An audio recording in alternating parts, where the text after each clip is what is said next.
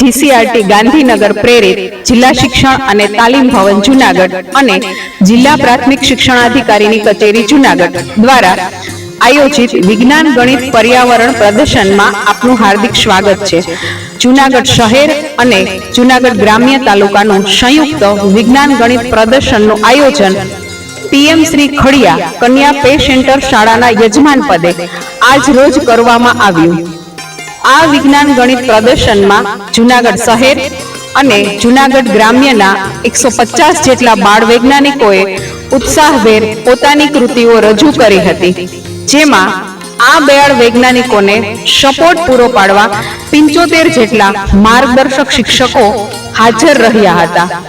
બાળકોને પ્રોત્સાહિત કરવા માટે જૂનાગઢ તાલુકાના ટીપીઓ શ્રી, દરેક સંઘના હોદ્દેદારો, કેનીશ્રીઓ, ડાયટના પ્રતિનિધિ, પે સેન્ટર આચાર્યશ્રીઓ, બીઆરસી કોર્ડિનેટર શ્રી તથા સીઆરસી કોર્ડિનેટર શ્રી તથા જિગ્નેશભાઈ મહેતા ખાસ ઉપસ્થિત રહ્યા હતા। આ બાળ વૈજ્ઞાનિક પ્રદર્શનમાં ખૂબ જ કઠિન અને મહત્વની ભૂમિકા ભજવવા માટે શ્રી ભાડજા સાહેબ, બોરા સાહેબ, ડોબરિયા સાહેબ અને મોણપરા સાહેબે નિર્ણાયકની ભૂમિકા ભજવી હતી। આજનો દિવસ 14 નવેમ્બર એટલે કે બાળ દિન આજે ખરેખર એવું લાગે કે સાચા અર્થમાં આ બાળ વૈજ્ઞાનિકોએ બાળ દિન સાર્થક કર્યો છે। નાના નાના ભૂલકાઓએ સરસ મજાની કૃતિઓ રજૂ કરી હતી, જેમાં સોલાર રેલવે સ્ટેશન, સ્વાસ્થ્યવર્ધક પીણા, ગ્રીન ઉર્જાનો ઉપયોગ, એઆઈ ટેકનોલોજીનો ઉપયોગ, સરળ ખેતી, પ્લાસ્ટિકનો રીયુઝ, ઘરગથ્થુ ઉપચાર, કુદરતી ખાતર આવા વિષયો પર બાળકોએ પોતાની આગવી શૈલીમાં કૃતિઓ રજૂ કરી હતી તથા આ કાર્યક્રમની સાથે જે શિક્ષકોએ પોતાની કારકિર્દીના 58 વર્ષ બાળકો સાથે પૂર્ણ કરી વય નિવૃત્ત થયેલ છે, તેઓનું પણ આ તકે શાલ ઓઢાડી સન્માન કરવામાં આવ્યું હતું। આ કાર્યક્રમને સફળ બનાવવા ખડિયા પે સેન્ટર શાળાના આચાર્યશ્રી તથા શાળા પરિવાર અને એસએમસી સભ્યોનો ખૂબ સહકાર મળેલ છે।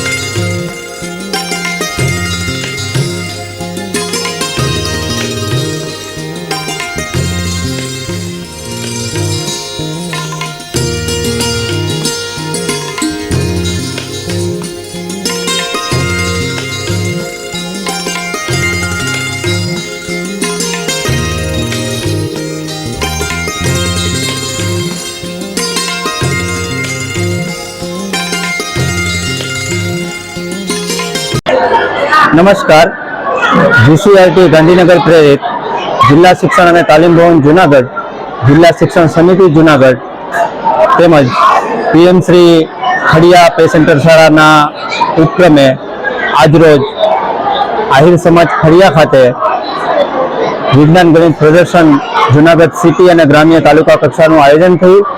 દર વખતે આ વિજ્ઞાન પ્રદર્શનમાં રાજ્ય કક્ષાએથી વિભાગો આવે છે, એમ આ વખતે પણ કુલ 5 વિભાગો આવ્યા.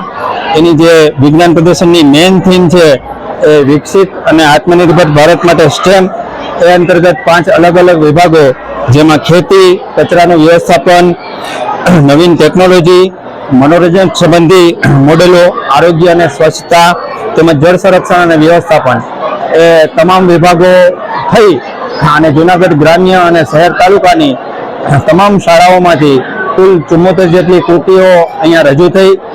એને કૃતિઓનું મૂલ્યાંકન નિર્ણાયકશ્રીઓ દ્વારા કરવામાં આવ્યું અને બાળકોએ ખૂબ જ આ વિજ્ઞાન પ્રદર્શન નિહાળી અને સંતોષ પ્રાપ્ત કર્યો. Thank you. મારું નામ વૈદેહી જયંતિભાઈ મારું છે. હું ધોરણ 8માં અભ્યાસ કરું છું. હું અહીં શ્રી ડુંગરપુર રોડસર પ્રાથમિક શાળામાંથી અહીં કૃતિમાં ભાગ લેવા આવી છું. વિજ્ઞાન ગણિત પ્રદર્શનમાં હું અહીંયા ભાગ લેવા આવી છું. અહીં અમે 74 કૃતિઓ નિહાળી. અમને જોઈને ખૂબ મજા આવી અને ઘણું બધું શીખવા મળ્યું. હેલો સર, આઈ એમ સિદ્ધમહેન from Galiyada pay centre school. Hello sir, I am સીધા રાબિયા ફ્રોમ ગલિયાડા પેસેન્ટર શાળા. આયુ એક શબ્દ સંસ્કૃતમાં 2 શબ્દથી બનેલો છે. આયુ એટલે જીવન અને વેદ એટલે જ્ઞાન. આયુર્વેદ એટલે જીવનનું વિજ્ઞાન. કડવો લીમડો. કડવા લીમડાના ઘણા બધા ફાયદા છે. પહેલું, ચામડીના રોગોમાં ઉપયોગી. બીજું, દાંત અને મોઢામાં ઉપયોગી.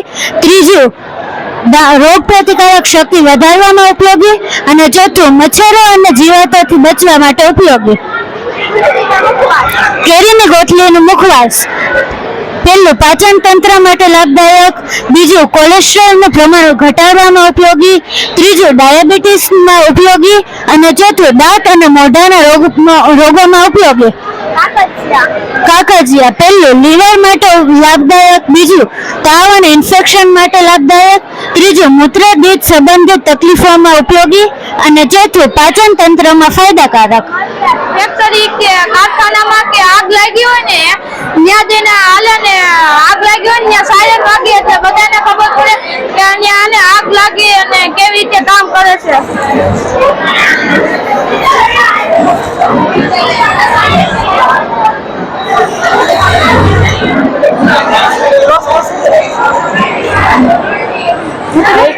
દ્રષ્ટિ કિશોરભાઈ છે. હું શ્રીવધાવી પ્રાથમિક શાળામાં અભ્યાસ કરું છું. આ પ્રોજેક્ટનું નામ મલ્ટીપર્પઝ અમ્બ્રેલા છે. આ પ્રોજેક્ટ હું એક દિવસ મારી મમ્મી સાથે પાડોશીને ત્યાં બેસવા ગઈ હતી. તો હું આવતી હતી ને તો મારા પાસે બેટરી નહોતી ને તો પછી વરસાદ પડ્યો તો ત્યાં બધું ભીનું જ હતું હજી. તો હું પડી ને તો મારે ત્યાં ટાઈટનું નાવું પડ્યું. તો મને સરની વાત યાદ આવી કે વિજ્ઞાન મેળો નજીક આવે તો તમે કૃતિ તૈયાર કરવાનો વિચાર શોધી લેજો. તો મને વિચાર આવ્યો કે હું આમ છત્રીમાં લાઇટ ફિટ કરી દઉં તો રાત્રે અંધારામાં પણ કામ આવે. આ વાત મેં મારા વર્ગ શિક્ષકને કરી તો એને મને માર્ગદર્શન આપ્યું કે આવી રીતે તમે આ ફિટ કરી શકો. અને સરે અમને આ બધી સામગ્રી લઈ આપીને આ ટોટલ ખર્ચાનો 100 રૂપિયા છે. કૃતિ ગ્રીન એનર્જી હાઉસ. સાધન, ગાયનું ચાણ, મુલતાની માટી, હાર્ડબોર્ડ અને ફેવિકોલ. હું શ્રી મારી પ્રાથમિક શાળા સૂચના ચોક ધોરણ 8માં અભ્યાસ કરતો બોરસી અમિત. આજે અમે ગણિત વિજ્ઞાન પર્યાવરણ પ્રદર્શનમાં અમારા ગુરુજીના માર્ગદર્શનથી ગ્રીન એનર્જી હાઉસ કૃતિ બનાવી છે. હાલમાં વધતા તાપમાનને લીધે વાતાવરણમાં લોકો રૂમ ઠંડો રાખવા માટે ખૂબ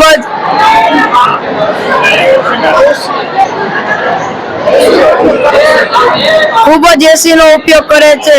તેથી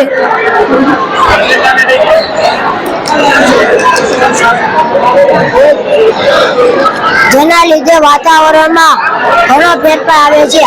આજે અમે આ કૃતિ બનાવી છે. અમે આને બનાવવા માટે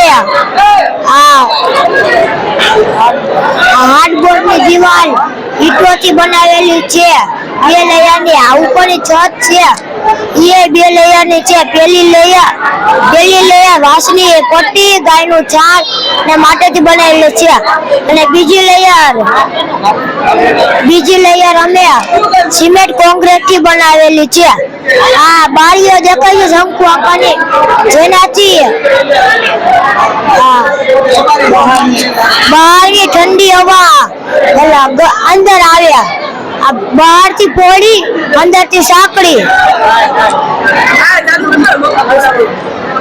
આ મશીનના એવા ફાયદા છે કે પવન હોય કે ના હોય આ તમને ગમે ત્યારે અનાજ સાફ કરીને આપશે. અને આ લાઈટ હોય કે ના હોય પણ તમને આ બેટરી ઉપર પંખો મળી જશે અને ખેતી કામમાં પણ સહાયતા મળે છે.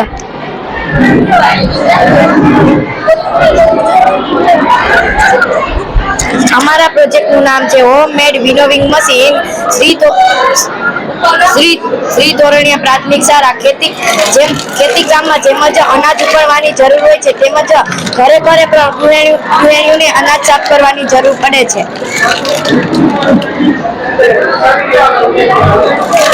સર એટલું કરીશું. મારું નામ શિક્ષક સહદેવ છે. હું વધારે પ્રાથમિક શાળામાંથી આવું છું. આ મલ્ટીલેયર ટેન્ક છે. આમાં 2-3 વર્ષ સુધી અનાજ બગડતું નથી. આને બનાવવા માટે એક ઘડો લેવાનો, એની ફરતે વાંસની ટોપલીને બાંધવાની અને ગાયનું છાણ અને માટીનું લીપણ કરીને અને ફરતે લગાડી દેવાનું. અને આમાં 2-3 વર્ષ સુધી અનાજ બગડતું નથી. મારું નામ ઝાલા નક્ષ નારાયણભાઈ છે. મારી શાળાનું નામ વધારે પ્રાશાળા છે. આ કૃતિનું નામ ડંગ લિફ્ટિંગ એન્ડ કલેક્ટિંગ મશીન છે. આ બનાવવા માટે જૂની ભંગાર સાયકલ, 2 ટાયર અને એક ગેલ્વેનાઇઝ પતરું જોઈશે. તે ગેલ્વેનાઇઝ પતરાને તેવી રીતે વેલ્ડિંગ કરવાનો કે જેથી આપણે બ્રેક મારીએ તો પતરું ઊંચું થાય અને છાણ બધું ઉપર આવી જાય. અને આ આઈડિયા મારા સરે આપ્યો છે. પહેલા મારા પપ્પા ગૌશાળામાં કામ કરતા હતા ત્યારે તેના કમરનો દુખાવો થતો હતો, તેથી અમે આ બનાવ્યું છે. આનાથી ઓછી મહેનતે વધુ કામ થાય છે. અને આ બનાવવા માટે આ બનાવવાનો ખર્ચ આપણે 125 રૂપિયા થયેલ છે. નમસ્કાર, મારું નામ છે બાલબ્રા પ્રિયંકા અને હું છું સિદ્ધપરા મંથન. અમારી કૃતિમાં આપનું હાર્દિક સ્વાગત છે. વિભાગ 2 કચરાનું વ્યવસ્થાપન. તેમાં અમારી કૃતિ છે ગ્રીન ગોલ્ડ મેકર. આ કૃતિ બનાવવા પાછળનો અમારો હેતુ છે કે એપાર્ટમેન્ટના શાકભાજી, એઠવાડ જેવા લીલા કચરાને પ્લાસ્ટિકની કોથળીમાં ફેંકતા બંધ કરવા અને ગાયોને પ્લાસ્ટિક ખાતા અટકાવવાનો, તેમાં સ્વચ્છ ભારત અભિયાનમાં જોડાવાનો. આ ગ્રીન ગોલ્ડ મેકર એપાર્ટમેન્ટમાં રહેતા લોકો તેમની બાલ્કનીમાં રાખી શકે છે અને રોજબરોજનો હાઉસ હોલ્ડ ઓર્ગેનિક વેસ્ટ તેમાં નાખી અને જૈવિક ખાતર પણ બનાવી શકે છે. આ ખાતરનો ઉપયોગ ઘરમાં ઉગાડવામાં આવતા ફૂલ અને શાકભાજી ખાતર તરીકે ઉપયોગ કરી શકાય છે. ગ્રીન વેસ્ટ સદુપયોગથી સિંગલ યુઝ પ્લાસ્ટિક દેખાશે નહીં. અને પ્લાસ્ટિકના કચરાને હીટ એર ગન વડે આવો ગઠ્ઠો બનાવીને ભંગારમાં આપી શકાય છે, જેથી કરીને આપણે કચરાનું વ્યવસ્થાપન કરી શકીએ છીએ. આપણે જ્યારે સુઅર કેનાલ પાસે પસાર થઈએ છીએ ત્યારે જે ગંદકી અને વાસ આવે છે તેમજ ગાયોના પેટમાં પ્લાસ્ટિક જાય છે તે આ પ્રોજેક્ટ દ્વારા રોકી શકાય છે. અમારા પ્રોજેક્ટ દ્વારા જમીન અને હવાનું પ્રદૂષણ અટકાવી શકાય છે. આની અંદરની રચના જોઈએ તો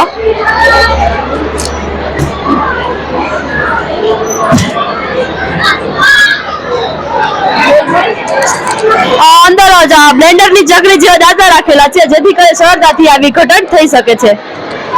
અને આ આખું ફોલ્ડિંગ છે. અમે અમારી કારમાં લેતા આવ્યા છે. ફોલ્ડિંગ આખું નીકળી શકે છે. નમસ્કાર, મારું નામ પરમાર દિવ્યા છે. હું મેવાસા કમરી પ્રાથમિક શાળામાંથી આવું છું. આ કૃતિનું નામ સ્માર્ટ ઇરિગેશન છે. જળ સંરક્ષણ એટલે પાણીના સ્ત્રોતો જેમ કે નદીઓ, તળાવો, કુવાઓ, ભૂગર્ભજળના સંચય, ટકાઉ ગુણવત્તા અને જરૂરી પગલાં લેવાની પ્રક્રિયા. આ કૃતિનો મુખ્ય હેતુ પાણીનો અતિશય ઉપયોગ અને બગાડથી બચવાનો છે. જળ વ્યવસ્થાપન એટલે પાણીના સ્ત્રોતોનો યોગ્ય ઉપયોગ, સંભાળ, વિતરણ અને સંરક્ષણ પ્રક્રિયા એટલે જળ વ્યવસ્થાપન. રચના: અહીં હિંચકામાં ઉપરની બાજુ એક ધરી જોડેલ છે જે બેરિંગ દ્વારા ફરી શકે તેવી રચના બનાવે છે. ત્યારબાદ તેનું જોડાણ હેન્ડપંપ સાથે કરેલ છે. હવે જ્યારે હિંચકાને ઝુલાવવામાં આવે છે ત્યારે પંપ ઉપર નીચે થાય છે અને ભૂગર્ભ ટાંકી કે ટ્યુબવેલ કૂવામાંથી પાણી બહાર આવે છે.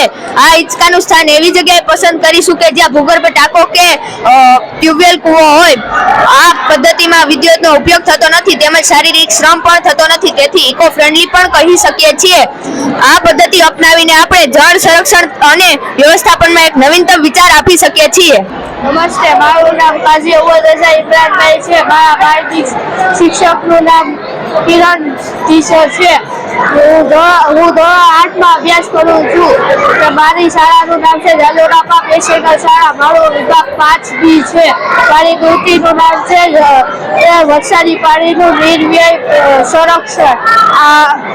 આવી પેલા આવા પાઇપ નાખી અને પછી આ કોન્ક્રીટ નાખી પાકાવાળું, પછી એના ઉપર એને ખીલાસી નાખી, ખીલાસી પછી એને સમથળ કરી નાખ્યું, સમથળ કરી અને પછી આવા રેડિયમ પટ્ટી ને આવું લગાવ્યું ને જેના કારણે આ હોલ એટલા માટે રાખ્યા છે કેમ કે પાણી એના અંદર વયું જાય અને આવા રોડમાં પાણી નું નિર્વ્યય વધારે થાય છે એટલે. નમસ્તે, મારું નામ વાઘેલા ગૌરવ છે. હું ધોરણ 8 માં અભ્યાસ કરું છું. તો આજે અમે સ્વાસ્થ્યવર્ધક પીણા બનાવેલું છે. આ છે એલોવેરાનું જ્યુસ. આને બનાવવા માટે સૌપ્રથમ તો એલોવેરાનું વચ્ચેના સફેદ પલ્પને કાઢી તેને ધોઈ લેવાનો છે. પછી તેને મિક્સરમાં ક્રશ કરી લેવાનો છે. પછી તજ, મરીનો મસાલો, લવિંગ, ગોળ અને સિંધો મીઠું નાખી તેને બનાવી નાખવાનું છે. પછી આ બીજું છે સત્તાવરીનું બનાવવા માટે તો પેલા સૌપ્રથમ સત્તાવરીના મૂળને કાઢી લેવાનો છે. કાઢી પછી તેને પાણીમાં બાફી લેવાનું છે. પાણીમાં બાફીને તેની છાલ ઉતારી લેવાની છે. પછી તેમાં સાકર, તજનો પાવડર, લવિંગ અને એલચી નાખી અને પછી તેને રોજ સવાર સાંજ ભૂખ્યા પેટે 2-2 ચમચી પીવાની છે. પછી અમે બનાવેલું છે ઇમ્યુનિટી બૂસ્ટર. એને બનાવવા માટે સૌપ્રથમ તો આ બીટના નાના ટુકડા કરી લેવાના છે. પછી ટમેટાના, પછી આદુ, પછી આ મેથી અને ફુદીનો એના નાના ટુકડા કરી તેને મિક્સરમાં ક્રશ કરી લેવાનો છે. મિક્સરમાં ક્રશ કર્યા બાદ તેમાં લીંબુ અને સિંધો મીઠું નાખવાનું છે અને પછી તેમાં તજ, લવિંગ અને મરીનો પાવડર નાખવાનો છે. પછી ત્રીજું છે હેલ્ધી કોફી બનાવવા માટે સૌપ્રથમ તો 1 ચમચી મરીનો મસાલો, 1 ચમચી મરી લેવાનો છે અને મરી લઈને તેને એમાં 1 કપ જેટલું દૂધ નાખવાનું છે. પછી તો સારી રીતે ઉકળી જાય પછી તેમાં છે ને જરૂરિયાત પ્રમાણે મધ ઉમેરવાનું છે. આને પીવાથી છે ને તમારો વાળનો ગ્રોથ સારો થાય છે, દાંત અને હાડકાં મજબૂત બને છે, ત્વચા માટે સારું છે. કસરત કર્યા પછી પીવાય, રોગ પ્રતિકારક શક્તિ વધે.